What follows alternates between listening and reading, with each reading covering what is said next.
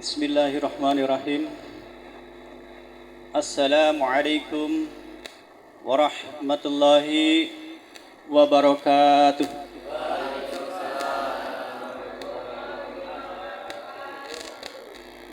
Alhamdulillah wa syukurillah wa nikmatillah la haula wa la quwata illa billah. Bersyukur kepada Allah atas segala nikmat yang Allah berikan dengan mengucapkan alhamdulillah. Alhamdulillahilladzi arsala rasulahu bil huda wa dinil haqq liyudhhira ala dini kulli walau karihal musyrikun. Ashhadu an la ilaha illallah wahdahu la syarikalah wa ashhadu anna Muhammadar Rasulullah. Allahumma salli wa sallim wa barik ala wa nabiyana wa maulana Muhammadin wa ala alihi wa sahbihi ajmain. Amma ba'd. Faqala Allah ta'ala fi kitabihil karim wa huwa asbaqul qailin. A'udzu billahi minasy syaithanir rajim. Bismillahirrahmanirrahim. Ya ayyuhalladzina amanu kutiba alaikumus siyamu kama kutiba alal ladzina min qablikum la'allakum tattaqun. Allah ta'ala wasari'u ila maghfirati min rabbikum wa jannatin arduhas samawati wal ard u'idat lil muttaqin. Shadaqallahul azim. Pertama dan yang utama yang saya hormati Bapak Ketua DKM, yang saya hormati ibu-ibu jamaah Mushola Al Barokah, yang saya hormati bapak-bapak jamaah Mushola Al Barokah. Kenapa saya sebutkan ibu-ibu dulu? Ya kan? Karena sungguh surga itu ada di bawah telapak kaki ibu. Ya. Jadi betapa mulianya seorang ibu ketika Islam itu hadir. Betapa derajatnya rendah seorang wanita ketika Islam belum hadir. Kita tahu ya Bu ya, di dalam syurah itu disebutkan bahwasanya atau dikisahkan bahwasanya apabila terdengar kabar lahir seorang wanita, bayi perempuan, maka bapak-bapak mereka, laki-laki mereka menutup mata mukanya dengan perasaan malu. Yang lahir perempuan itu malu gitu kan. Ya kan? Makanya efeknya ketika dia malu karena lahirnya perempuan, maka yang terjadi adalah banyak sekali terjadi penguburan terhadap bayi-bayi perempuan. Gitu kan?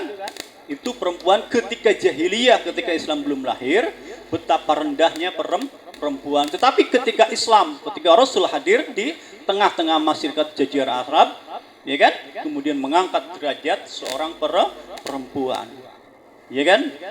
Bagaimana perempuan itu adalah salah satu yang masuk Islam paling terdahulu, paling awal. Siapa itu? Ibunda Khadijah dan lain sebagainya. Bersyukur kepada Allah atas segala nikmat yang Allah berikan. Nikmat yang tak terhingga, yang tak ternilai. Wabil khusus nikmat iman, nikmat Islam, dan juga nikmat sehat. Salawat dan salamnya Allah semoga Allah tetap limpahkan kepada suri tauladan kita, junjungan alam, Rasul yang diutus sebagai Nabi dan Rasul yang terakhir, sebagai pemberi rahmat pada seluruh penjuru alam, yaitu baginda Nabi Allah Muhammad sallallahu alaihi wasallam. Juga pada keluarganya, para sahabatnya, dan kepada siapa saja yang mengikuti langkah ihsan beliau hingga akhir hayat. Dan semoga kita akan selalu berharap dan berharap mudah-mudahan kita termasuk umatnya yang mendapatkan syafaat Rasulullah sallallahu alaihi wasallam. Amin ya rabbal alamin. Ibu-ibu, bapak-bapak jamiah sekalian, alhamdulillah di bulan yang mulia ini, di bulan yang penuh berkah ini, di tempat yang mulia ini, untuk pertama kalinya saya secara pribadi di pertemuan dengan ibu-ibu ataupun bapak-bapak yang semoga selalu dalam rahmat Allah. Di sini saya sebagai pertemuan perdana itu diminta untuk menyampaikan materi, Bu. Ya kan? Ibu siap mendengar, Bu? Udah selesai, Bu, pekerjaan rumahnya? Alhamdulillah. Bapak-bapak mah tinggal ngadahar ya. Tinggal cina sahur nama. Ya kan? Berarti ibu tuh orang hebat tuh. Kita itu sama ibu tuh naiknya, ibu tuh derajatnya lebih tinggi untuk sekarang. Kenapa? Kalau ibu-ibu jihad itu nggak usah ke medan perang, ya kan? Aktivitas di rumah, bergelut di rumah sampai akhirnya mengurusi keluarga, anak-anak menjadi anak soleh dan soleh, itulah aktivitas jihad. Sampai sekarang masih berlaku. Sementara kita, ya kan? Nggak bisa melakukan aktivitas jihad karena medan perang tidak ada, ya kan? Itulah ibu yang masih posisi saat ini memiliki keutamaan yang luar biasa. Baik, bapak-bapak siap? Kita dengerin. Ya mudah-mudahan nggak ngantuk. Wayahna ya. Iman sebutnya juga ngabuburit. Ayo sebut ngabuburit naon. Ya sisa-sisa waktu kan buka. Ya kan. Di sini saya suruh menyampaikan tema. Tema terkait dengan apa itu? Terkait dengan rezeki. Sini temanya adalah makna rezeki. Sudah sampai belakang kelihatan nggak, Bu? Ya jelas ya. Paling belakang saya, Pak. Nggak tinggal Pak. Hai panjalin teh sudah terjawa. Oh Jasun. Tadi sopnya sop janda ya. Jawa Sunda gitu. Mohon. Tas. Ya. Jadi saya di sini menyampaikan tema langsung terkait dengan makna rezeki. Kenapa ini diambil? Karena ternyata dari pemahaman tentang rezeki itu di tengah masyarakat itu terjadi banyak kekeliruan, ya kan? Karena apa? Kekeliruan ini berawal dari pemahaman, ya kan? Mafhum yang terjadi adalah bahwa keyakinan tentang rezeki itu tidak membawa pada keyakinan yang mendorong akhirnya untuk bangkit.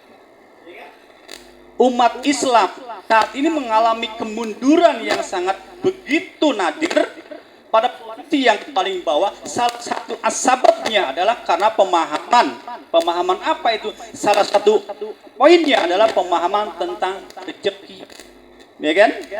Ya, tentang rezeki. Ya kan? Sehingga muncul pemahaman-pemahaman yang keliru terkait dengan apa? Misalkan yang menentukan rezeki itu apa? Usaha manusia. Yang menentukan rezeki itu apa? Manusia itu sendiri. Yang menentukan rezeki itu apa? Jabatan. Yang menentukan rezeki itu adalah kecerdasan. Bahkan yang menentukan rezeki itu pun terkait dengan seluruh apa yang disebut materi. Gitu ya. Bahwa yang menentukan rezeki itu adalah usaha manusia. Sehingga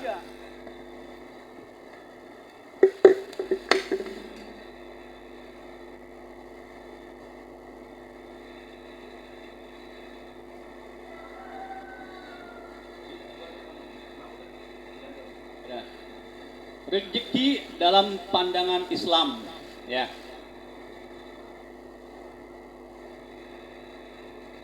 Agak terhambat ya.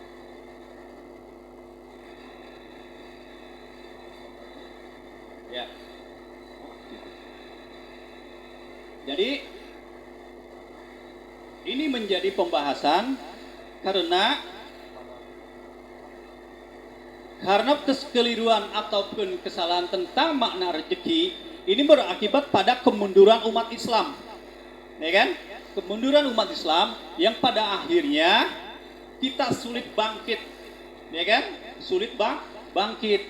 Di mana letak kekeliruannya? Coba nek.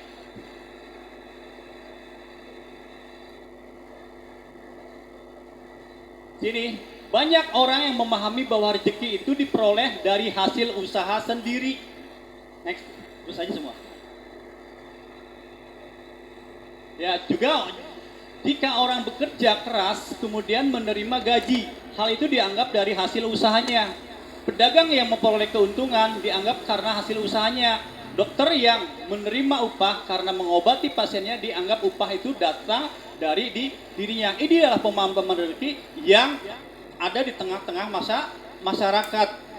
Jadi ini nanti sangat menentukan Bu, Pak. Jadi kan terkait dengan bagaimana pemahaman terkait dengan rezeki.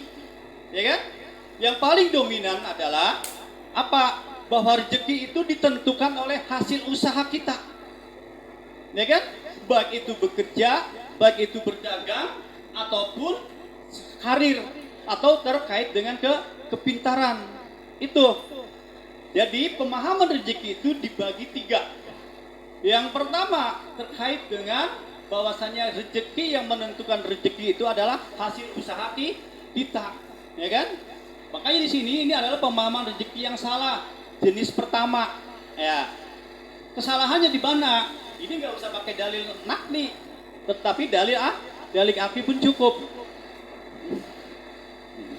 Ya, nah terkait dengan ini kita bisa melihat Bu, kalau yang menentukan rezeki atau datangnya rezeki itu, kan yang kita pahami adalah datangnya rezeki itu berasal dari Allah. Sepakat ya Bu ya, Pak?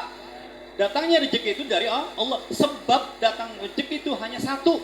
Kita sepakat. Itu dari Allah.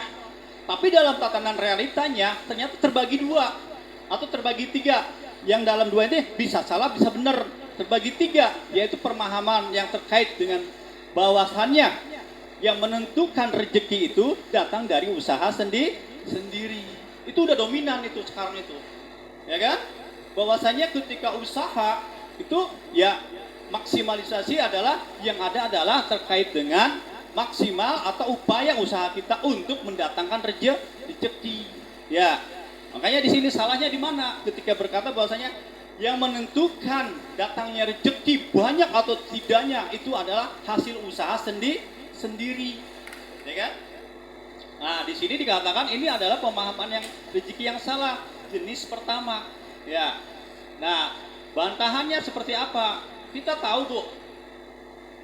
Kalau misalkan saya pernah ya Bekasi, itu ada 2 atau 3 tukang bakso. Baksonya sama, enak, ya kan? Semua sejajar gitu kan. Tetapi ternyata yang laku itu cuma 1. Padahal semuanya pakai iklan, pakai spanduk, ya kan? Ya, sama pakai iklan, pakai spanduk, pakai woro-woro, bahkan di Facebookin. Tetapi kenapa yang laku cuma 1? Ya kan? Jadi kan? Padahal usahanya sama. Bahkan ada tukang dukuh waktu musim dukuh misalkan ya. Pernah itu berjejer itulah banyak kan. Ada mungkin 10 tukang dukuh, ya kan? Itu semuanya sama, usahanya sama, modelnya sama, bentuknya sama, dukuhnya sama dari Palembang atau gimana. Tetapi yang laku cuma 1-2, yang lainnya nggak laku. Itu kan? Artinya apa? Usaha itu bukan yang menentukan datangnya rezeki. Ya, bapaknya rezeki itu adalah datang dari Allah Subhanahu wa Ta'ala. Makanya ini, ketika pemahaman ini diadopsi, yang ada adalah pemahaman materialisme. Ya kan?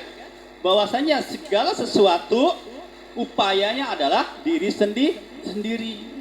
Itu. Dan ini akan menimbulkan kegelisahan. Dan ini yang sekarang ada di tengah-tengah masyarakat. Bahwasanya manusia itu adalah memahami bahwa rezeki itu datangnya dari usaha sendiri. Ya, itu keliru. Makanya kan dari sini kita coba untuk apakah pemahaman itu benar? Benarkah penyebab datang rezeki itu atas usaha kita? Mari kita melihat fakta secara lebih mendalam. Ya, ini fakta rezeki terkait dengan ya, di sini terkait dengan bahwa pemahaman manusia itu terkait 2 hal. Kita coba secara keseluruhan. Ya, rezeki itu pemberian, artinya ya al-atok. Nah, di sini pada hakikatnya manusia itu hadir di tengah-tengah dalam 2 wilayah. Yang pertama yang kita kuasai, ya kan? Apa yang kita kuasai adanya di sini, ya kan? Di kepala, ya kan?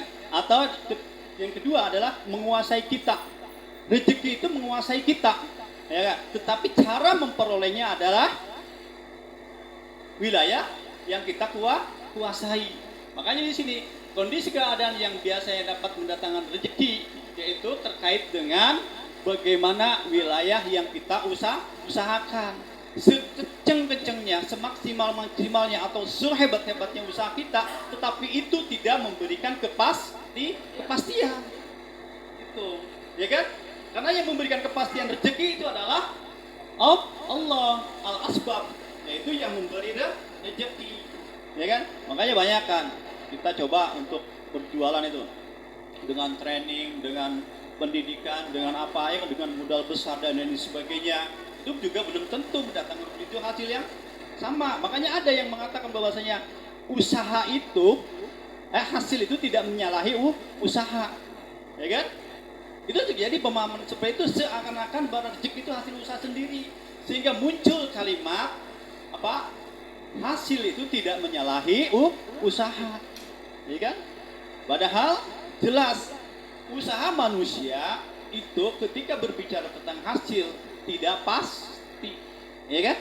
Tidak pasti kan? Usaha sebesar-besarnya kita untuk mencari rezeki itu hasilnya itu tidak pasti. Makanya terkait dengan kepastian adanya di apa? Adanya di Allah yang memberikan kepastian rezeki itu. Nah, dari sini makanya ketika berbicara tentang bahwasanya rezeki itu, sebab datang rezeki itu adalah hasil usaha sendiri, itu ternyata adalah pemahaman yang salah, ya kan? Makanya di sini kondisi atau keadaan yang biasanya dapat mendatang rezeki itu bersifat tidak pasti. Sebesar-besarnya orang, misalkan modalnya besar, itu nggak pasti dia hasilnya besar. Bisa jadi kan? Orang yang nggak tahu dadakan, kita taunya modal kecil, misalnya tahu hasilnya besar, ya kan? Karena memang ada faktor yang lain, gitu kan? Yang jelas ketika mereka berusaha, ketika mereka bekerja keras untuk mendatangkan rezeki, itu tidak pasti rezekinya sebagaimana yang diperkirakan. Makanya di sini jelaskan, ya, rezeki itu ada sebab akibatnya. Ketika akibat itu hadir atau rezeki itu ada, itu karena apa? Karena ada pemberian atau datangnya dari Allah, ya kan? Kalau datangnya dari Allah itu keyakinan yang bersifat pasti bahwa rezeki itu datang dari Allah, ya kan? Masalah yang, nah ini yang jadi persoalan dari lingkaran merah itu, goibnya perkara rezeki itu, ya kan? Rezeki itu perkara masalah goib, karena itu menguasai manusia, ya kan? Kalau rezeki besarnya itu bisa kita kuasai, ya jelas dong, berarti yang modal besar, yang pinter, ya kan? Atau yang kaya, yang semakin ini sebagainya, nah itu bisa. Tapi ternyata rezeki itu sifatnya goib, nggak pasti, ya kan? Di dalam orang bilang kan masih goib, bukan nggak pasti, masih goib dalam arti misteri, gitu kan? Ya kan? Karena sekarang kita berlomba-lomba mencari rezeki, karena di mana sih rezeki itu sebenarnya? Seperti apa sih rezeki itu? Ya kan? Makanya berlomba-lomba berusaha untuk mendapatkan rezeki. Nah, disinilah makanya kita coba berbicara tentang hal, ya kan, yang goib itu butuh dalil, ya kan? Dalil yang memang dibutuhkan untuk mendapatkan keyakinan bahwasanya rezeki itu datangnya dari Allah, ya kan? Nah, disinilah makanya asbab datang rezeki itu dari Allah. Dalil yang harus kita menjadikan sebuah acuan itu dalilnya harus pasti, qat'i, ya kan? Baik itu qat'i subut maupun qat'i didalah. Qat'i subut itu sumbernya, ya kan? Sumber untuk mendapatkan keyakinan yang pasti 100% itu adalah pasti adalah Al-Quran, ya kan? Sumbernya Al-Quran itu mutawatir, pasti kebenarannya. Pun di sini dalam konteks maknanya adalah dilalahnya adalah bersifat pasti. Ya, makanya untuk meraih rezeki, dalam konteks makna rezeki yang harus kita pahami adalah terkait dengan wilayah hidup kita itu ada pada dua wilayah. Yang pertama menguasai kita, yang kedua kita kuasai. yang menguasai kita itu adalah terkait dengan kodonya Allah, ya kan? Yang kita kuasai itu terkait dengan akal, usaha kita. Itu wilayah yang kita kuasai. Mau bisnis apa, ya kan? Mau bekerja apa, nah, kita mau belajar apa, sehingga kita bisa mendatangkan dalam konteks usaha untuk mendatangkan rezeki. Itu pilihan kita. Makanya banyak ya yang sekolah untuk akhirnya untuk saat ini nih ya, orang yang cerdas mungkin karena melihat fakta sekarang itu musimnya menjamin kebutuhan terhadap IT. Nah, gitu kan? Sehingga anak itu sekolah kan kuliahnya ke jurusan IT, ya kan? Sehingga ketika mendapatkan pekerjaan mudah karena dibutuhkan lowongan yang besar terhadap hal karena terkait kebutuhan IT. Nah, seperti itu atau hal-hal lain termasuk dagang pun apa nih yang menjadikan kecerdasan kita untuk melihat fakta bahwa sekarang itu yang dibutuhkan apa, gitu kan? Kalau Kang Adi sama apa? Pulsa itu terus menerus, ya kan? Nah, dia ambil tuh jalur pulsa, sehingga itu adalah upaya bahwa itu adalah wilayah yang kita kuasai, penentuan untuk menentukan apa yang akan bisa mendatangkan rezeki itulah. Tetapi besaran rezekinya, ya kan? Upaya kita untuk besarnya rezeki, kontornya dibesarkan, misalkan. Itu besarnya rezeki Allah yang kasih, ya kan? Allah yang menentukan. Karena besaran rezeki itu adalah ghaib, ya kan? Bahkan yang menentukan bahwa besarnya berapa rezeki itu juga kita tidak tahu, bahkan misteri, ya kan? Makanya kita yakin bahwasanya rezeki itu datang dari Allah. Keyakinan itu harus bersumber dari yang pasti, ya. Nah, di sini ternyata banyak dalil-dalil yang terkait dengan rezeki.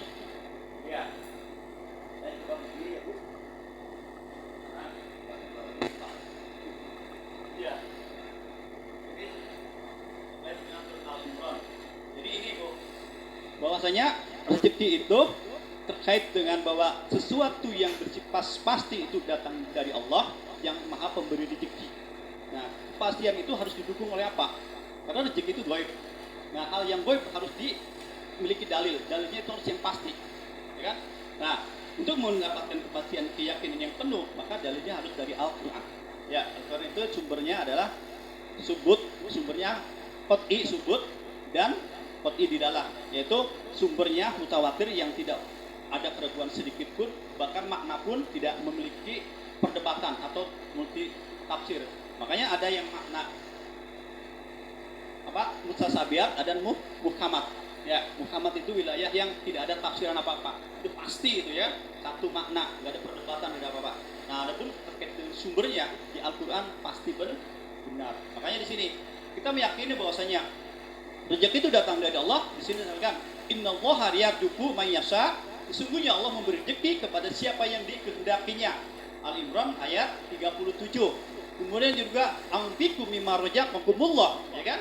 Nafkahkanlah sebagian dari rezeki yang diberikan Allah kepadamu. Alladzi khalaqakum tsumma razaqakum. Ya, yang menciptakan kamu kemudian memberimu rezeki. Ar-Rum ayat 40 juga kulu mimma razaqakumullah, ya kan? Makanlah dari rezeki yang telah diberikan Allah kepadamu. Al-An'am ayat 142. Kemudian Allah yarzuqum wa innakum, ya kan? Allah lah yang memberi rezeki kepadanya dan kepadamu. Kemudian juga nujir patahullah, ya kan? Benar-benar Allah akan memberikan kepadamu mereka rezeki. Kemudian fa'abtagu indallahi rizqaku. Nah kan, maka mintalah rezeki itu dari sisi Allah. Nah di sini ya, bahwasanya terkait dengan pemahaman yang menganggap bahwasanya rezeki itu yang menentukan itu adalah usaha manusia, itu bisa dibantahkan dengan apa? Usaha manusia sama, ya kan? Bentuknya sama, produknya sama. Bahkan kalau di Cirebon mah ada tuh rawon ya. Karena kan di Pleret itu kan kok semuanya rawon. Ya kan ada mungkin 5 apa 7 yang disediakan oleh pemerintah mungkin untuk produk ya toko warung rawon semua. Tapi yang laku cuma 1. Padahal usahanya sama, iklannya sama, semuanya sama. Tapi kenapa yang laku cuma 1 orang doang? Ketika ditanya, kenapa masih udah tahu nggak laku masih juga jualan? Kata dia, saya lakunya ntar kalau yang ini habis katanya. Maka saya bertahan.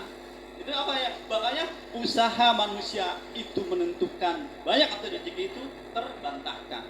Ya, karena ini ternyata ketika berbicara tentang keyakinan bahwa rezeki datang dari Allah itu sudah ditetapkan oleh Al-Quran, dan ini menjadikan wilayah keimanan kita, Bu, ya kan? Wilayah keyakinan kita, makanya disimpan di dada. Ini wilayah keimanan kita. Tetapi ada pendapat yang kedua, ketika melihat dalil-dalil ini, kalau memang rezeki itu memang ditetapkan oleh Allah, sudah ditentukan oleh, ngapain kita usaha? Ngapain kita harus bekerja keras? Toh rezeki sudah ditetapkan oleh Allah. Kan jelas ketika manusia lahir itu satu, apa? Rezekinya, ajalnya, jodohnya dan ajalnya sudah ditetapkan oleh Allah. Dan di sini ada terkait rezeki. Ada pemahaman yang kedua. Pemahaman yang pertama terkait bahwa rezeki yang menentukan banyak tidak rezeki itu adalah usaha manusia. Ya kan?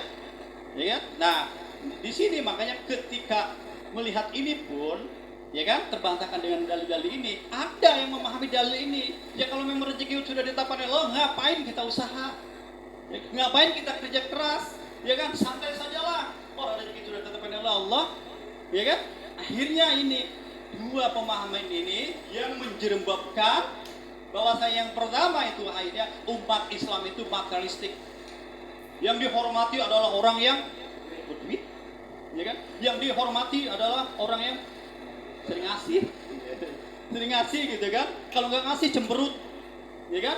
Karena apa? Standar aja materialisme itu, sehingga umat Islam ketika memiliki pemahaman yang kedua, melihat dalil-dalil ini pasrah karena rezeki datang dari Allah, sudahlah rezeki sudah ditetapkan oleh Allah, akhirnya dia nggak mau bekerja keras untuk akhirnya meraih rezeki sebanyak-banyaknya. Yang terjadi adalah kemunduran, ya kan? Ini yang akhirnya terjadi. Nah, kemudian yang kalian melihat problem-problem seperti ini, terus bagaimana kita? Ya kan? Nanti di rumah aja udah dapatnya ya. Nah, di sini melihat dalil-dalil seperti itu yang tadi disebutkan, itu adalah memunculkan sikap yang salah, ya kan? Rezeki itu datangnya dari Allah semata, ya kan? Ya kalau seperti itu ya udah, usaha manusia tidak ada gunanya. Ya kan? Kemudian juga manusia cukup hanya pasrah saja pada Allah. Ya, karena rezeki itu datang dari Allah ketika dia memahami ayat-ayat dalil-dalil tadi. Ya kan? Jadi ada pemahaman yang pertama bahwasannya dari tulang ya, itu rezeki itu datangnya adalah yang menentukan rezeki itu adalah usaha manusia. Ya kan? Padahal awalnya kita memahami bahwasannya apa yang menentukan rezeki itu adalah Allah. Tapi ya, ternyata muncul pemahaman-pemahaman baru yang akhirnya menyebabkan umat Islam itu mundur. Apa itu? Rezeki yang menentukan rezeki itu adalah usaha manusia. Ya kan? Ketika itu dibantah oleh dalil bahwa yang menentukan rezeki itu adalah Allah, muncul pula pemahaman yang keliru. Apa itu? Ya kalau rezeki itu dari Allah, ngapain kita usaha? Gak usah kerja keras. Sampai akhirnya apapun yang diberikan Allah, itulah rezeki kita. Ya kan? Manusia tidak perlu bersusah payah dalam mencari rezeki, semua sudah ada jatahnya. Itu muncul di tengah-tengah masyarakat dulu ya, Pak ya. Muncul di tengah-tengah masyarakat, sehingga melihat dalil itu aja memberikan respon yang keliru, yaitu maknanya ketika ya udahlah, manusia tidak perlu berusaha payah dalam mencari rezeki, toh rezeki sudah dijamin sama Allah, ya kan? Itu ya. Nah, dari ini kemudian ini adalah pemahaman rezeki yang salah, jenis yang kedua. Yang pertama adalah yang mengatakan bahwa rezeki itu yang adalah berasal dari usaha manusia sendiri. Yang kedua adalah ketika melihat dalil-dalil tadi, ternyata responnya adalah pasrah. Ya sudah, kita sudah punya jatah sendiri, rezeki telah ditentukan oleh Allah, ya kan? Usaha kecilnya juga sudah dapat, sudah kita terima saja. Sehingga ini yang menyebabkan umat Islam mundur, lembek, loyo, dan bergairah. Ya kan? Itu pemahamannya itu. Kalau pemahaman pertama, jadi pemahaman yang kedua, 100% usahanya buat nyari rezeki. Kalau bahasa kita mah apa ya? Kaki jadi kaki ya kaki tetap jadi kaki kan? Kaki jadi kaki Pak, kepala jadi kepala. Artinya banting tulang lah seperti itu. Ya tidak, pokoknya totalitas gitu kan, seperti itu. Ya. Nah, kebablas. Nah, di sini mungkin ya Jadi kalau kita pahami makna rezeki itu adalah pemberian Allah yang rezeki tidak sama dengan kepemilikan. Ya. Kalau rezeki itu pemberian Allah. Secara umum pemberiannya apa saja, ya kan? Nah, pemberian pun bisa juga misalkan dari waris, ya kan? Dari hadiah ya kita, ataupun dari pemberian atau dan lain sebagainya, itu kan munculnya rezeki, itu kan macam-macam gitu kan, munculnya pemberian Allah ya. Untuk memperoleh bisa lewat jalan yang halal, juga bisa dari jalan haram ya. Rezeki itu pemberian Allah. Adapun terkait kepemilikan ya, kepemilikan itu adalah usaha kita untuk memilih, untuk mencari rezeki itu datang dari yang halal maupun yang haram. Nah, itu kan agar apa? Agar menjadi milik kita. Ya, agar menjadi milik kita, sehingga rezeki itu pemberian dari Allah. Adapun kepemilikan itu adalah usaha kita untuk memilih jalan halal atau jalan haram, sehingga nanti rezeki itu ada menjadi milik kita. Ya, tentu nanti ini ada konsekuensinya seperti itu. Ya, ini terkait dengan rezeki. Kemudian semua tetap disebut sebagai rezeki. Pembelian apapun yang diterima oleh kita itu termasuk rezeki. Makanya ada yang bilang, kalau kita enggak dikasih rezeki terkait dengan banyaknya harta benda, maka ambillah rezeki dengan perbanyak ibadah yang lain, karena itu pun bagian rezeki. Ya, dan lain sebagainya. Nah, terus ini kita coba petakan rezeki ya Bu, langsung saja ya. Nah, nih, rezeki itu datangnya dari Allah. Ya, rezeki itu adalah wilayah yang menguasai manusia. Ya, banyak enggaknya rezeki itu tidak dihisap. Ya kan? Banyak tidaknya tidak dihisap. Nah, jenis rezeki ada yang halal, ada yang haram, ada yang positif, ada yang negatif, ada yang baik, ada yang buruk. Ya, itu jenis rezeki itu macam-macam gitu kan. Nah, adapun di sini usaha manusia adalah terkait dengan pilihan. Mau usahanya halal, otomatis rezekinya halal. Mau usahanya haram, otomatis rezekinya pun haram, ya kan? Nah, di sini nanti rezeki itu menjadi milik kita, itu kan?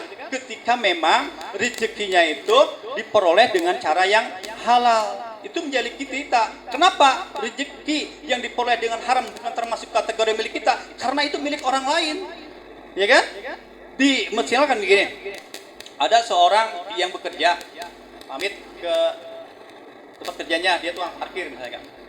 Pak, Bu, saya mau kerja tempat parkir. Di tempat parkir ternyata ada tuntutan, saya harus bayar sekolah berapa juta. Dengan parkir ini nggak dapat, pinjaman nggak dapat. Akhirnya dia lihat motor mentereng. Dia tukang parkir, ini cerita ya. Akhirnya dia ambil tuh motor pakai kunci T misalnya.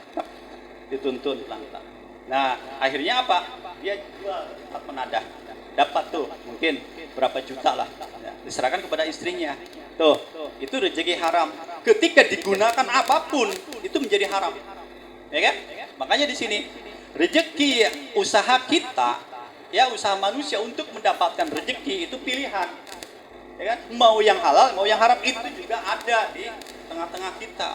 Makanya rezeki yang halal otomatis diperoleh dengan cara yang halal, rezeki yang haram diperoleh dengan cara haram. Makanya nanti kalau terkait dengan konsekuensi, itu adalah wilayah yang akan mendapatkan hisab. Kalau dapatnya rezeki sendiri berapapun, itu tidak dihisab. Tetapi yang dihisab adalah cara memperoleh daripada rezeki itu. Makanya di sini pandangan yang semestinya bagaimana tentang rezeki, ya kan? Nih, di sini adalah terkait dengan wilayah. Ini seharusnya kita belajar kodo dan kodar dulu ya Bu ya. Tetapi ternyata kita langsung. Nah, ini pemahaman terkait rezeki. Nah, ini adalah terkait kodo Allah. Berasal dari Allah, tidak dihisab. Ya. Wilayah yang menguasai kita Bu. Wilayah yang menguasai kita contohnya gini Bu. Tahu ada pesawat ambruk di sini, itu kodok Bu. Artinya apa? Wilayah yang tidak kita kuasai, itu wilayah menguasai kita. ya kan? Bapak misalkan dari rumah sudah maksimal pakai motor, rem sudah di ini, helm udah, kemudian juga lampu dan lain sebagainya sudah, bahkan ini udah, tetahunya sedang ini, atau dabrak dari belakang. Itu wilayah yang menguasai kita. Kita nggak sanggup untuk menolak. Itu qadha namanya kan. Makanya ketika itu karya qulu innalillahi wa inna ilaihi rajiun. Karena kita tidak mampu menguasai, gitu kan? Nah, kalau yang kita kuasai itu artinya apa? Artinya itu ada di wilayah otak kita, akal kita yang menentukan. Ya kan? Misalkan nih, adzan. Kita lagi sinetron religi. Ya kan? Mau sinetron, mau nonton sinetron dilanjutkan atau kita datang ke mushola atau masjid, itu wilayah yang kita kuasai, itu dihisab, ya kan? Itu dihisab. Makanya itu harus membedakan mana ini wilayah keyakinan, ini malah wilayah akal kita. Ya, wilayah keyakinan itu adalah berupa iman. Ya, makanya ketika berbicara tentang rezeki dari Allah itu iman kita simpan di dada, ya kan? Rezeki berasal dari Allah tuh, iman jangan disimpan di sini. Kalau disimpan sini ya, ketika berbicara tentang bahwa rezeki datang dari Allah, yang ada adalah pasrah, nggak mau berusaha, ya kan? Karena rezeki sudah ditetapkan oleh Allah. Jalur sebab akibatnya kausalitasnya ditinggalkan. Ya. Bahwa rezeki itu ketika kita berbicara tentang keyakinan betul dari Allah, kita yakin itu, ya. Tetapi rezeki itu harus dijemput. Bahasa kita makan harus diusahakan. Dan itu wilayah yang berasal kita kuasai. Ya. Berasal dari manusia, hasil usaha manusia akan dihisap. Yang direzekikan, maaf ya Bu ya, bisa juga nyopet, bisa maling, bisa korupsi, ya kan? Ya, bisa jadi pedagang miras, bisa jadi judi, gitu kan? Bisa juga togel, ya kan? Nah, itu kan wilayah yang kita yang menentukan. Ya, kemudian juga bisa bekerja, ya kan? Bisa jadi calok, ya kan? Bisa jadi guru, bisa jadi dosen, atau bisa di pedagang, berbagai macam pedagang juga pilihan. Mau dagang plastik kayak Pak Anggi, mau dagang buah atau dagang kuliner kayak saya gitu ya, itu pilihan, ya kan? Yang menentukan dari apa yang kita kuasai, nanti kelak kita akan dihisab, ya, akan dihisab. Ketika keyakinan itu datang, bahwa rezeki datang dari Allah, bahwa kadonya Allah, berapapun yang kita terima itu ketetapan Allah, maka ini tidak dihisab. Misalkan jualan, ya. Jualan di pinggir jalan, misalkan, ternyata lakunya cuma dapat misalkan dari modal itu dapat cuma 50.000, dapatnya 50.000 juta nggak dihisap. Tetapi ketika menjual, misalkan maaf Bu ya, menjual buah-buahan ketika mengilo atau diplastikin langsung sehingga diambil 5.000 itu kan, di tengah-tengahnya ada apa? Ada buah busuk. Ya kan? Ada yang cacat, ditutupin sehingga apa? Yang busuknya kita berkurang, laku 5.000. Ya kan? Sehingga kita dapat untung. Tuh, caranya adalah dihisab. Ya, cara itu dihisab. Makanya disinilah kita coba bagaimana memahami rezeki terkait dengan apa yang terjadi di tengah-tengah masyarakat dan bagaimana pemahaman kita sebagai ahlus sunnah. Nah, di sini kita coba keseluruhan. Jadi ini ya. Nah, pemahaman rezeki dalam dua lingkaran ini pemahaman yang benar, ya kan? Ya. Tawakal itu Ibu sebelum, sedang dan setelah. Ya. Bismillahi tawakal Allah la haula wala quwata illa billah, ya kan?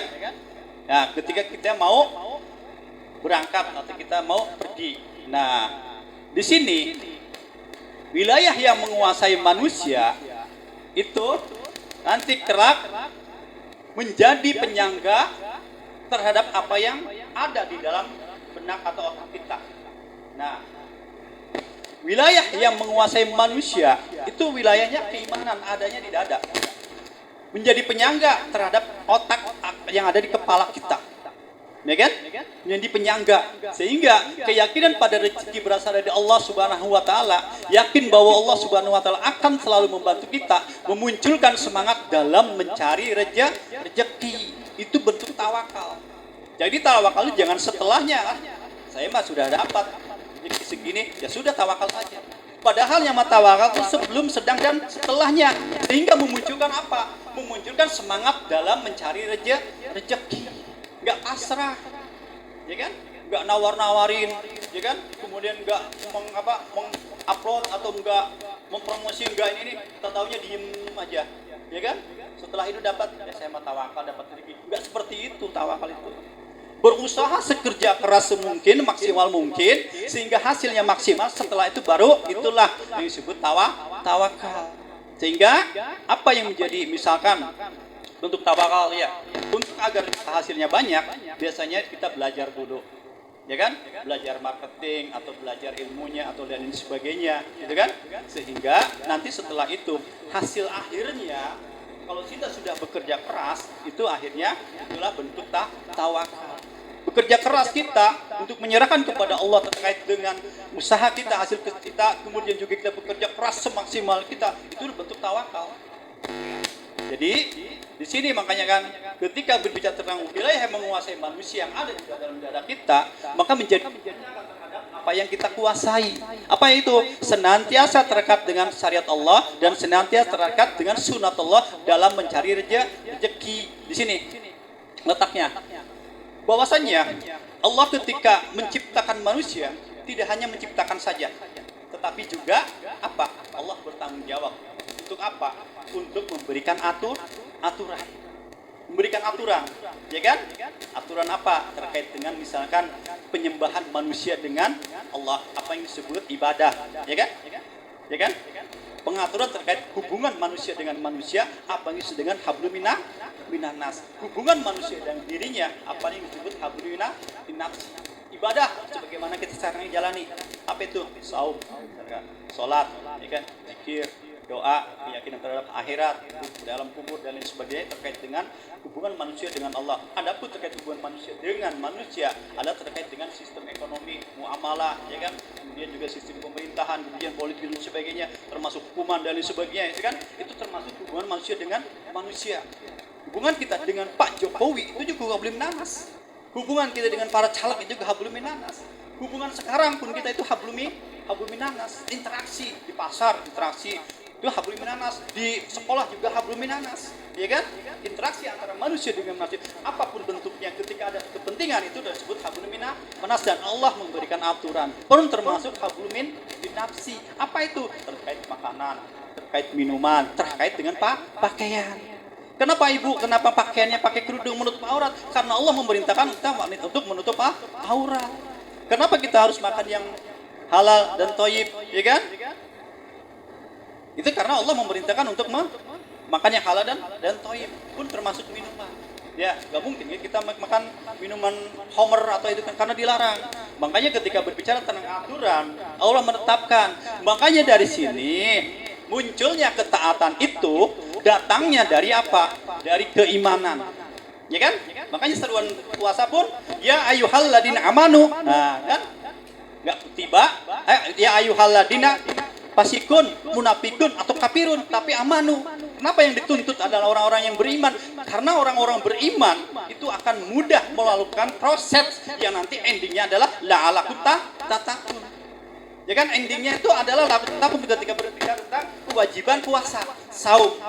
Makanya yang disuruh itu adalah orang beriman. Orang-orang beriman yakin akan dengan ringan, akan dengan mudah untuk menjalankan puasa. Karena apa? Karena dari bentuk ketaatan kepada Allah, ya kan?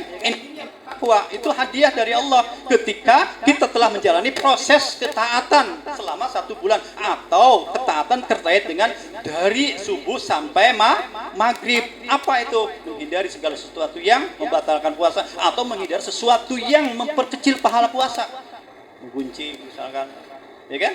Atau meninggalkan sholat sunnah, itu kan memperkecil pahala puasa ya. Karena ketika berbicara tentang euforianya kita menyambut Ramadan, itu karena apa? Karena dalamnya itu Allah obral segala apa yang menjadi kemurahan Allah, yang wajib dinaikkan apa pahalanya, yang sunnah diwajibkan pahalanya begitu besar. Makanya pahala puasa itu untukku. Berapa pahalanya? Nggak ditetapkan. Kalau pahala sholat kan jelas 27 ketika berjamaah ya. Ini ketika berbicara puasa untukku, Allah Maha Pemurah. Kita meyakini bahwa Allah akan mengobrol kita sehingga nanti kita berbicara tentang la'allakum tattaqun menjadi orang-orang bertakwa. Itu semuanya dilandasi atas apa? Ketaatan kepada Allah, senantiasa terikat dengan syariat Allah. Taat pada Allah gitu. Nah, intinya apa? La'allakum tattaqun menjadi orang-orang yang bertakwa. Cuma nanti mau kita bahas, ini masih khusus puasa ya, bukan secara keseluruhan terkait dengan ketaatannya apa. Nah di sini terkait dengan wilayah kita kuasai yang menentukan senantiasa terkait dengan sunatullah dalam mencari rezeki. Maaf ya, maaf Pak Budi, ada kemudian teman saya nih dari tempat beliau ada DKM.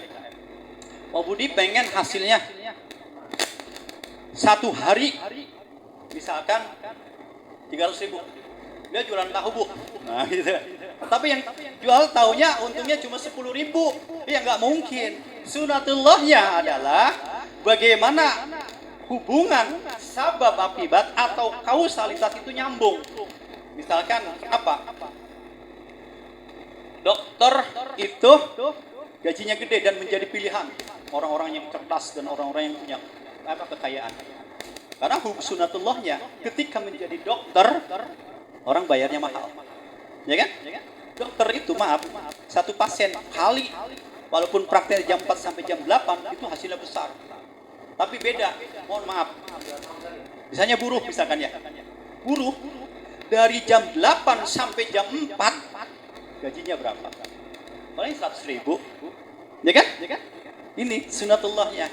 Maka yang harus kita perdalam terkait sunatullah itu adalah ilmu ekonomi. Ya kan? Ilmu ekonomi. Indonesia kaya tapi hutangnya besar. Indonesia kaya 98%-nya dikuasai asing. Makanya Indonesia tidak bisa menjadi negara kaya. Dari sisi APBN malah hutang banyak. Karena apa? Karena ilmu ekonomi tidak mengambil dari Islam. Ilmu ekonomi pemimpin kita itu maaf ya lemah. Yang ada adalah kekuatannya pada menarik darah ataupun harta rakyat, pajak dan ngutang. Tuh, itu ilmu ekonomi. Makanya wilayah sunatullah adalah wilayah manusia yang mana ketika kita berbicara tentang besarnya, ya kan? Besarnya jumlah rezeki otomatis harus kita pikirkan, bisa dipikirkan. Bagaimana mungkin kita mau dapat hasil dagang, misalkan maaf ya, dagang telur cuma ranjang. Ya sunatullahnya kalau makin hasil banyak, dagang telurnya 2 truk. Iya enggak? Itu sunatullahnya. Tapi itu perlu ilmu ekonomi. Makanya kenapa Pak Guru Maman ya kan ngajar itu pilihan ilmu ekonomi karena dia punya kemampuan di situ. Lemahnya orang ya terkait dengan tatanan kemiskinan itu secara pribadi karena ilmu ekonomi, lemahnya untuk nyari duitnya, ilmunya kan sesuatu harus dari ilmu ya Pak. Untuk dapat surga yang begitu mewahnya itu juga perlu ilmu, ya kan? Ilmu apa? Ilmu untuk selamat dunia dan akhirat. Apa itu? Memahami agama dan taat. Amanu wa amil solihah, beriman dan beramal soleh, ya kan? Karena kalimat iman itu selalu dikaitkan dengan amal soleh. Gak ada dikatakan iman kalau cuma iman tapi nggak mengalahkan amal soleh. Saya beriman kepada Allah bahwa Allah itu mewajibkan salat saya itu wajib, tapi nggak dikerjakan. Ya sama saja dengan kita bikin pondasi bangunan, pondasi rumah nggak dibangun-bangun. Makanya mana yang disebut rumah baru itu? Nggak ada, karena baru pondasi yang dikubur, nggak kelihatan. Nah di situ makanya di sini wilayah sunatullah itu ya kan adalah wilayah yang dikuasai oleh manusia. Umat Islam sekarang ini berada pada titik rendah karena wilayah sunatullahnya itu diambil dari Islam. Ya kan? Sebagaimana maaf ya. Bagaimana dulu dakwah Nabi itu ditolak di Mekah. Mentah-mentah ditolak di Mekah. Hanya sebagian kecil yang menerima Islam. Ya kan? Kalau kita konfirmasikan ke sekarang Bu, ketika musim haji atau beribadah haji itu sulit karena kuota, maka yang paling banyak sekarang tuh apa Bu? Ibadah umroh. Ya kan? Tiap hari itu umroh itu padat, apalagi bulan Ramadan. Ustadz saya tuh yang ketika bulan Ramadan, jangan utak saya. Ramadan saya akan fokus 10 hari terakhir itu kemana? Ke Mekah, itikaf di Mekah. Karena pertama pahalanya, kedua juga kesempatan, ya kan? Nah, kita tahu bahwasanya banyaknya yang berumroh di sana, berhaji di sana, berapa dolar, berapa rupiah atau berapa duit yang didapatkan oleh pemerintahan Arab Saudi itu dari haji. Nggak gratis kan haji itu, Bu? Nah, demikian pun dulu ketika banyaknya berhala-berhala yang ada di kisaran Ka'bah, ketika Rasulullah melakukan futuhat itu ada 360, dihitung di dalam kitab Syirah itu 360 patung, sehingga berbagai kemajajirah Arab itu berziarah ke Ka'bah itu patung mereka yang untuk disembah, dan sudah menjadi hukum alam ketika banyaknya orang berkumpul itu lihat itu salah satunya banyaknya pedagang. Lihat aja Bu, korsel. Ada korsel pasti yang jamur apa? Pedagang.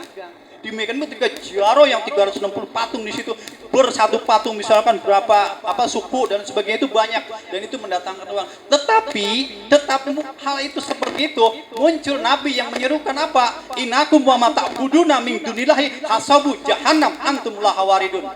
Sesungguhnya apa yang kamu sembah selain Allah itu adalah upan jahanam, dan kamu dalamnya. Marah mereka. Kalau nggak ada berhala ini, gimana orang pada ziarah, gimana kebutuhan ataupun buat masuk ke dalam diri mereka tokoh-tokoh itu. Makanya ajaran Nabi membahayakan dan akan mengganti perantara kehidupan dan eksistensi kita. Makanya tolak, ya kan? Itu, jadi kan banyaknya keuangan yang dihasilkan dari mereka yang berziarah ke Ka'bah itu atau musim haji dikomponisikan dengan sekarang. Berapa yang dihasilkan yang ini kan. Makanya salah satu penolak terhadap dakwah Rasul adalah satu, karena kepentingan berbeda, ya kan? Rasul ingin mensterilkan agar mereka kembali kepada milah Ibrahim yang diganti dengan Islam, ya kan? Mereka kembali kepada wahyu, tetapi mereka tidak mau karena datangnya wahyu itu bertentangan dengan kepentingan mereka, dengan kepentingan ekonomi atau kepentingan eksistensi para tokoh-tokoh kafir Quraisy. Makanya ditolak. Sama pun sekarang pun. Kenapa perseruan syariat Islam itu radikal, teroris, intoleransi, akan seperti mencuriakan dan lain-lain dan sebagainya. Gimana agama-agama yang lain itu tolak mentah-mentah. Karena apa? Hadirnya Islam akan menghancurkan ojol. Di online maksudnya, akan menghancurkan penguasaan sumber daya alam terhadap swasta kembali kepada penggunaan rakyat, ya kan? Akan membalikan riba menjadi tidak ada, dan akan membalikan eksistensi Islam sehingga pertama persatuan itu terwujud, kemudian rahmatan lil alamin dengan diterapkan aturan Islam itu akan bisa terakomodir. Sehingga apa? Pertama, problem permasalahan sekarang korupsi jadi akut, gak pernah kelar, Bu. Alasannya apa? Karena di sini wilayah sunatullahnya nggak dijalankan. Padahal dalam Islam sudah jelas, orang yang mencuri, kalau korupsi termasuk itu mencuri, apalagi besar, potong tangan. Selesai kan? Ketika dipotong tangan, mereka malu semua. Mau mencuri, mau korupsi, mikir sibuk balik. Itu terjadi sehingga selesai urusan korupsi. Nggak sampai sekarang harus diapain? Berlunta-lunta sebenarnya. Nah, sunatullah kalau untuk menghancurkan korupsi, sunatullahnya adalah penerapan aturan Allah terkait dengan korupsi atau terkait mencuri. Yang kedua, banyaknya penzinahan, Bu. Banyak kabar katanya berita itu anak-anak sekolah SMP ataupun SLTA itu mengajukan nikah dini karena mereka sudah hamil duluan. Di mana-mana itu, Bu, ratusan bahkan banyak di Jawa Timur, Jawa Tengah, Jawa Barat, termasuk mungkin Indramayu itu. Kenapa ini bisa terjadi? Karena pertama, pembentukan pendidikan terhadap ketakwaan minim.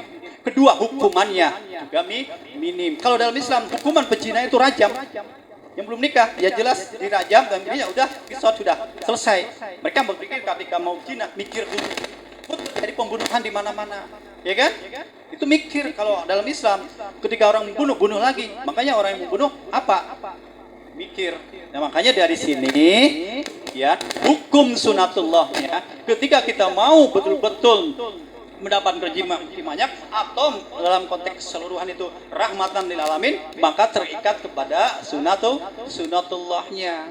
Kalau aturan-aturan Allah yang terkait kehidupan itu sunatullahnya ada, sudah diterapkan di dalam di Islam. Kalau terkait pencarian ekonomi itu bisa diusahakan melalui wilayah yang kita kuasai, ya. Makanya ada disebut dengan pendidikan, ada disebut dengan diklat atau disebut dengan pelajaran, sehingga kita memahami ilmu ekonomi, sehingga dalam mencari rezeki kita pun benar-benar maksimal. Nah, nanti ketika berbicara apa yang menguasai kita, bahwa rezeki dari Allah jumlahnya berapa, itu kan baru kita kan bertawakal kepada Allah, karena besar kecilnya itu yang menentukan adalah Allah. Kita wilayahnya ada wilayah yang mengusahakan datangnya rezeki, tetapi juga harus dengan sunatullah. Ya, kalau kita misalkan maaf ya,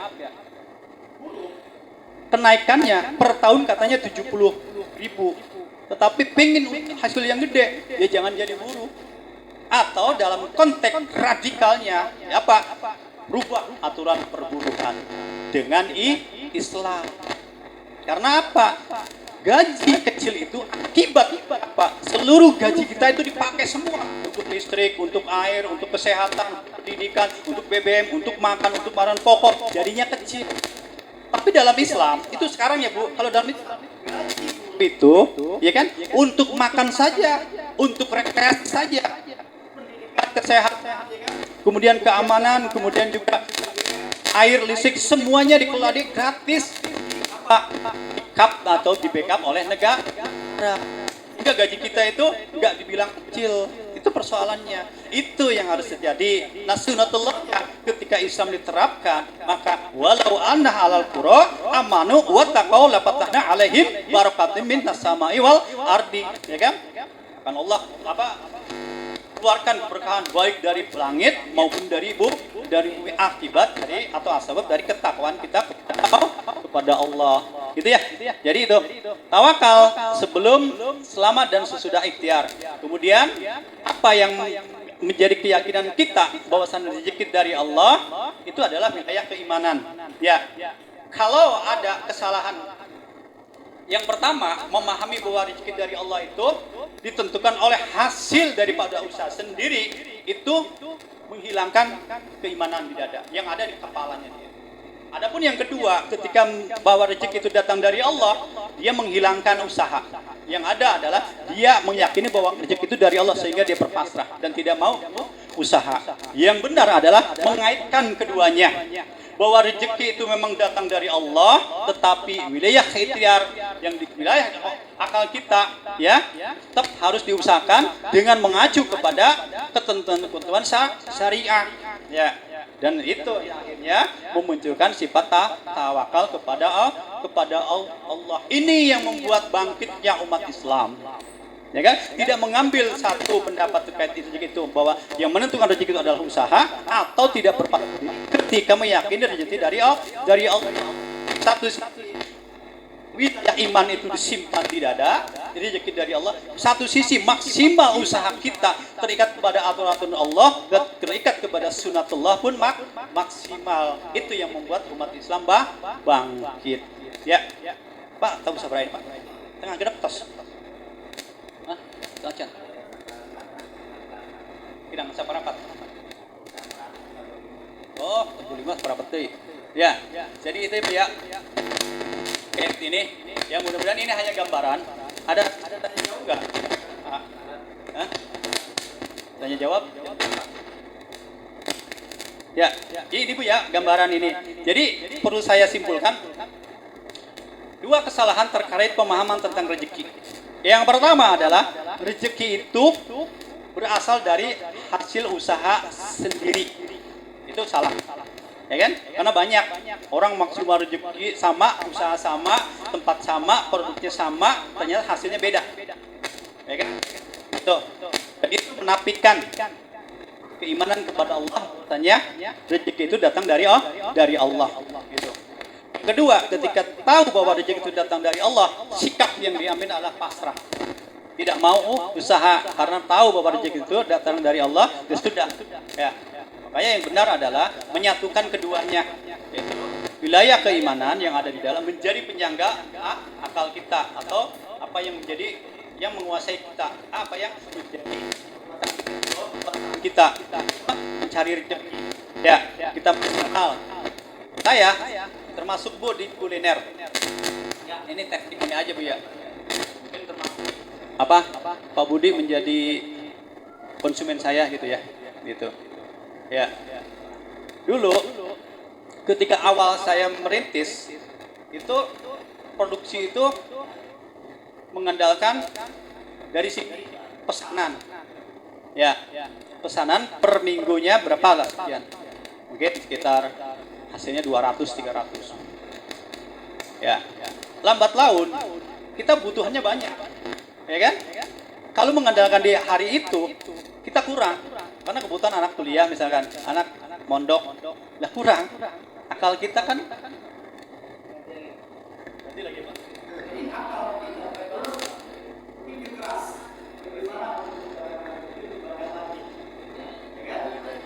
Ya otomatis juga berdiam diri pada pesanan itu saja. Ada hari-hari yang lain, Senin, Selasa, Rabu, Kamis, Jumat, bukannya meningkatkan produksi.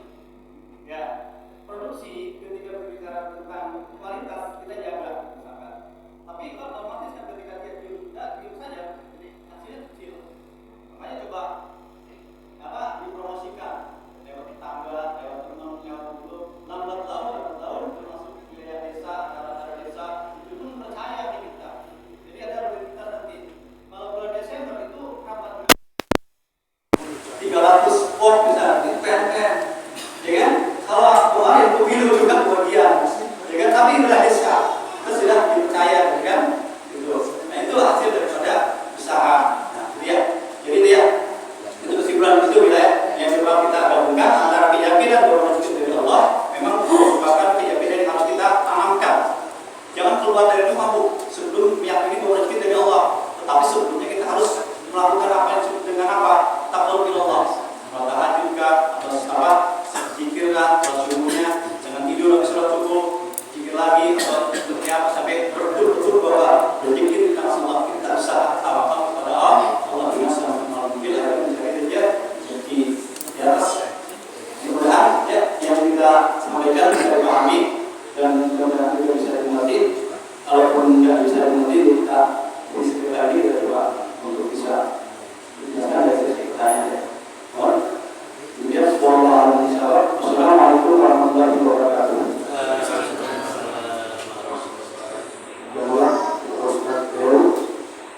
Gimana Pak? Bu? Kata dimengerti ya? Saking mengertinya udah diam nih, bentar. Ngabuburit. Cari berkah Bu, Pak. Ngabuburit. Bukan bayangannya bayangan jam 6 soalnya. Bangga Ibu Bapak, barangkali mengenai tadi pemaparan yang disampaikan oleh Ustaz Heru, ada yang sedikit, kayaknya aku jadi bertanya nih, kayaknya saya kurang kuat nih. Kebetulan mumpung ada sesi tanya jawab, mangga kami persilakan untuk 3 penanya dapat kolor. Siapa dulu? Bapak-bapak dulu.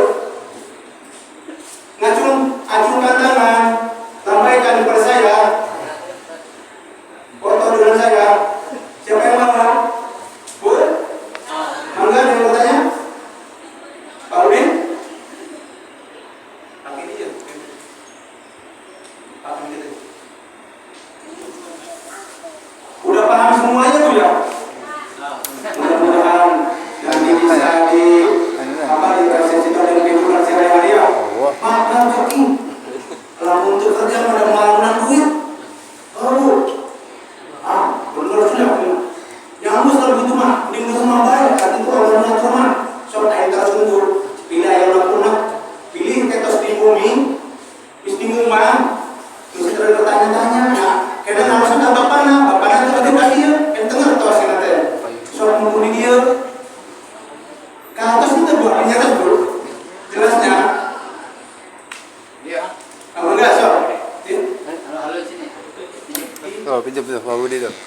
Panitia dong. Ada dari Pemuda. Assalamualaikum warahmatullahi wabarakatuh. Waalaikumsalam. Ya, perkenalkan nama saya Pak Budi aja, nama simpelnya. Dan saya sering lewat dari sini. Ya, ini kan saya pedagang KL gitu, keliling nanti. Ya sekalian promosi sekalian Pak, kalau ibu-ibu ngeliat wajah saya itu tukang tahu. Habis kita kan namanya ini kan di sini judulnya ekonomi. Untuk menaikkan ekonomi kan kudu kenal dulu. Ya. Itu Pak Budi, harganya standar. Itu Kalau kalau ini diskon nanti Pak. ya, ntar Pak kita promosi dulu Pak ya. Ceritanya, Pak kamu jual tahu Bandung sih bikin di sini. Kata saya ini mobil Jepang bikin di Cikarang. Oh gitu dah. Ya. Kata hampir beda Bu, saya bilang dengan yang lain-lain. Ini mereka mengatakan, yang beli mengatakan enak. Kalau yang jual mengatakan enak, kuku. Saya ada pertanyaan sebetulnya. Pertanyaannya itu kan ke Dima aja Bu ya, saudara-saudara cuma mau ke Dima. Saya pertanyakan begini. Ya mungkin kita sebanyak bukan kali ini aja belajar, saya yakin kita tidak bodoh lagi untuk mendobrak ketertekanan keadaan itu pakai alat apa? Soalnya saya udah sedang miskin itu udah bosan gitu. Ya kenapa? Kalau berdasarkan pengetahuan informasi satu sumur minyak aja itu sudah cukup menghidupi orang satu Majalengka. Baru sumur minyak loh, belum tambang emas, belum tambang timah hitam, timah putih. Nah, untuk mendobrak itu bagaimana pintunya? Saya udah bosan hidup ini, hidup susah nih. Mohon penjelasan. Terima kasih. Ada lagi? Cukup satu aja.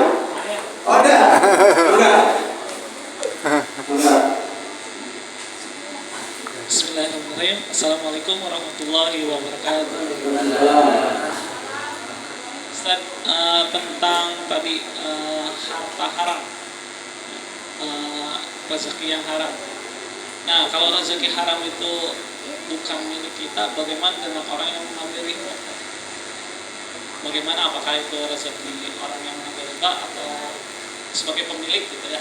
Tadi kan kalau harta haram itu bukan hak menjadi hak milik ya, tapi karena harta orang lain.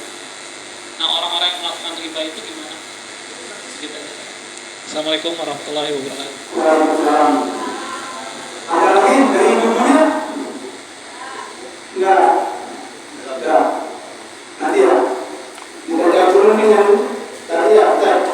Dari itu bagaimana katanya untuk mendobrak tekanan ya tentang ini ya.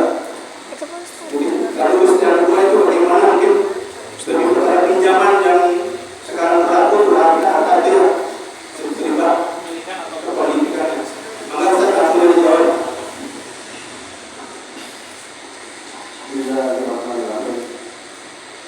Jadi sekarang ini problem di negeri Muslim itu adalah bertambahnya jumlah kemiskinan apalagi pasca pandemi.